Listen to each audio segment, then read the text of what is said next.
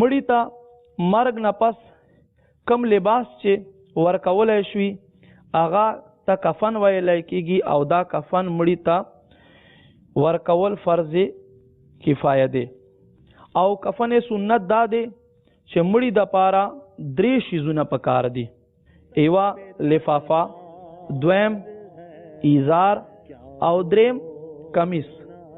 او د ښځې اسلامی خویندو په کفن کې 2 شیزونه زیات دي، 3 شیزونه د سره 2 شیزونه نور زیات دي چې هغه یو سینه بند دی او بلا لوپټه دی. او خنثی مشکل د پاره هم 15 کپڑے پکار دي.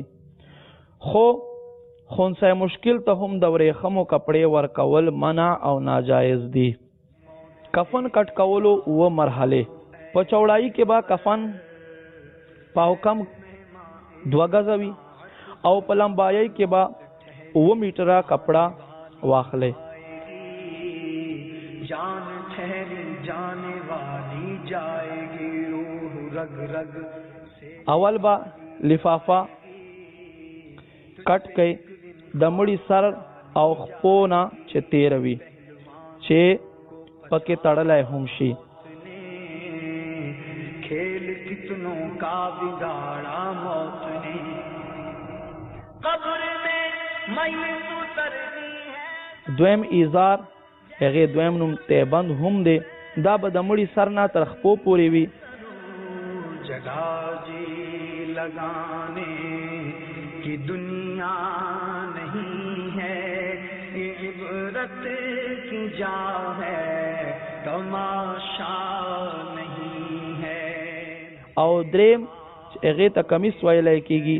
دا به مړي د اوږو نه واخله تر زنګنونو پورې وي، خو زنګنونه به پټ وي پکې، ولې چې هغه هم پرده کې شامل دي. کیسے کیسے ہوئے نامور بے نشان، کیسے کیسے زمین کھا گئی نو.